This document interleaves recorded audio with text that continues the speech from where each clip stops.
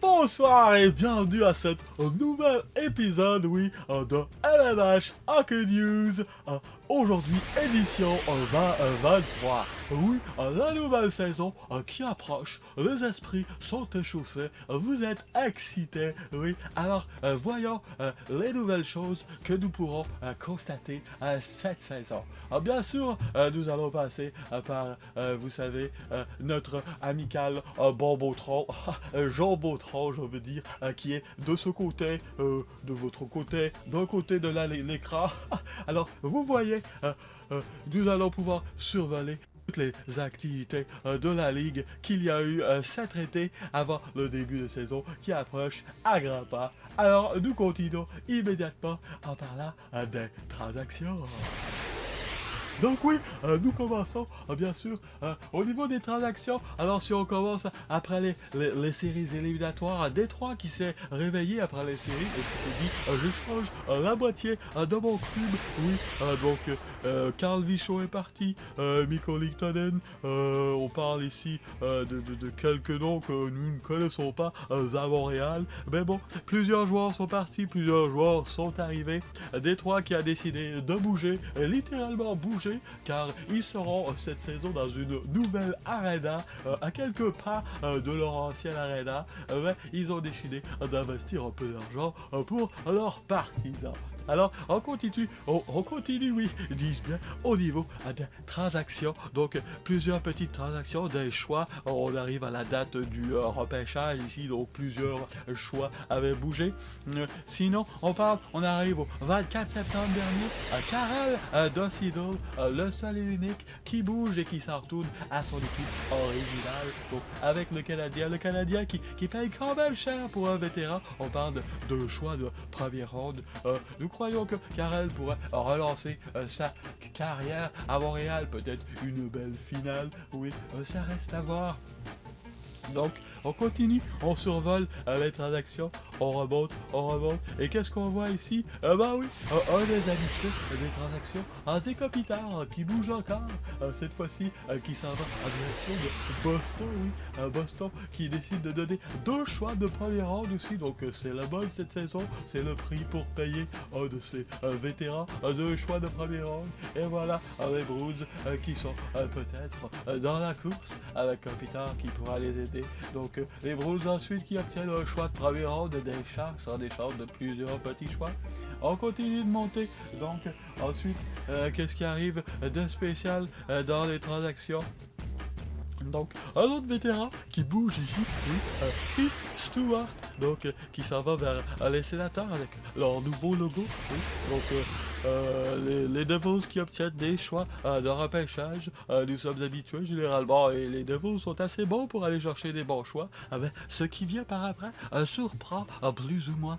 Donc, extraordinaire, vous dites. Antiniemi, qui est un jeune gardien de 20 ans. Et bien, les Devils de New Jersey l'ont acquis avec 4 millions de dollars en échange de 3 choix de première ronde. Alors, depuis quand est-ce que M. Tourigny échange des choix de première ronde? Alors, on le voit cette saison, qui est Antiniemi. Alors, on peut regarder ici un jeune gardien de 20 ans qui a toujours rien prouvé dans la Ligue mondiale de hockey. Alors, voyons, est-ce que M. Tourigny ou Beezer a-t-il vu quelque chose que nous n'avons pas vu? L'avenir nous le dira. Donc, c'est un peu le survol des transactions, quelques autres transactions ici, des petits joueurs qui bougent, petites équipes qui s'amélioreront peut-être. Sinon, allons au sujet chaud de cet été.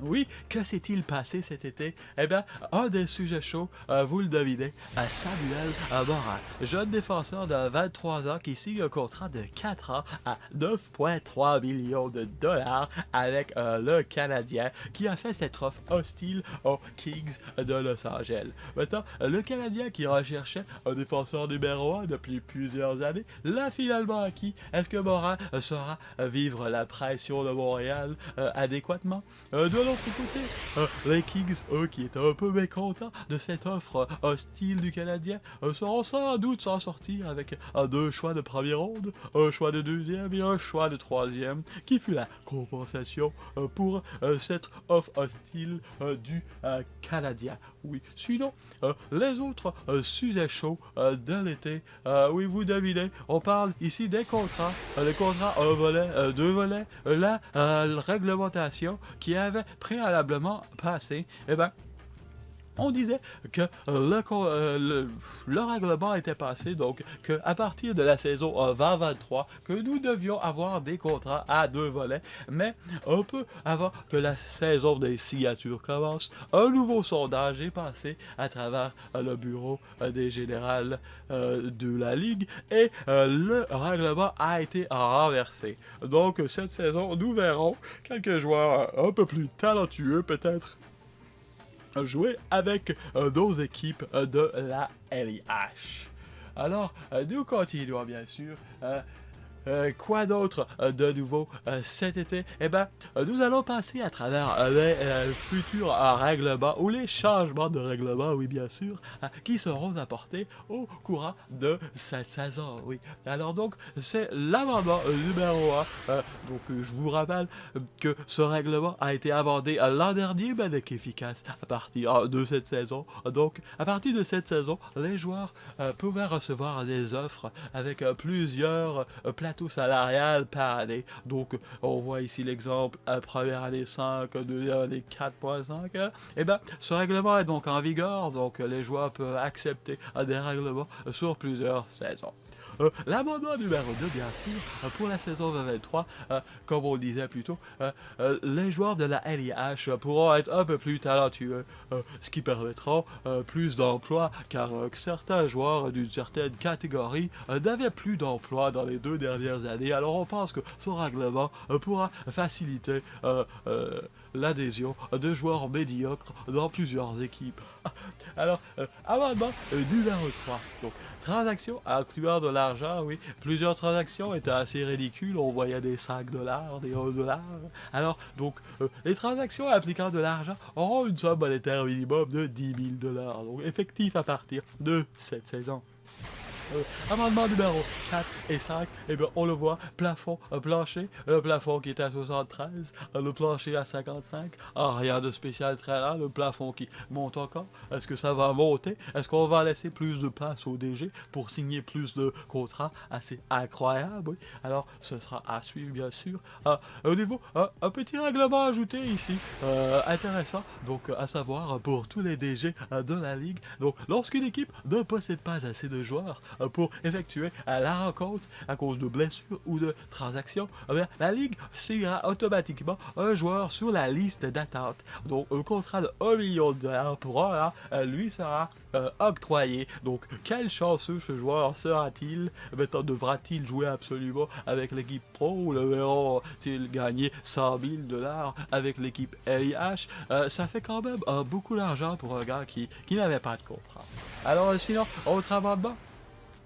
Le poids au training camp, donc le camp d'entraînement qui a commencé bien sûr, a eu des certaines modifications. On a trouvé un nouveau professeur, dis-je, oui, un nouveau professeur qui sait comment enseigner la discipline de 4 fois mieux que les anciens professeurs. Donc ce sera intéressant à voir pour l'avenir si les joueurs seront plus disciplinés. On regarde un petit regard vite sur les pénalités, les joueurs les plus punis l'an dernier. Donc on voit ici probablement au pointant, Max Domi, 55 rencontres de jouer 130 minutes de pénalité. Alors, espérons que le jeune défenseur ira voir le nouveau professeur, car il lui reste beaucoup de rencontres à jouer dans cette ligue. Alors oui, c'est pas mal le tour pour aujourd'hui de tout ce qui s'est passé cet été. Je vous remercie d'avoir été des nôtres. Alors, restez des nôtres, nous reviendrons la Ligue commence son calendrier le 22 octobre qui arrive. Donc, c'est extraordinaire. L'action recommence. Les camps d'entraînement sont en cours. Plusieurs joueurs verront le nouveau professeur disciplinaire, dis-je. Extraordinaire. Alors, nous attendons les surprises. Quelle équipe sera bonne? Nous nous reverrons bientôt. Prédiction pour la saison 2023. Laissez-nous vos messages. Que voulez-vous que nous apportons de nouveau en cette saison pour améliorer votre qualité de vie au niveau du élevage? Alors, je vous attends. À plus tard. Au revoir. À la prochaine.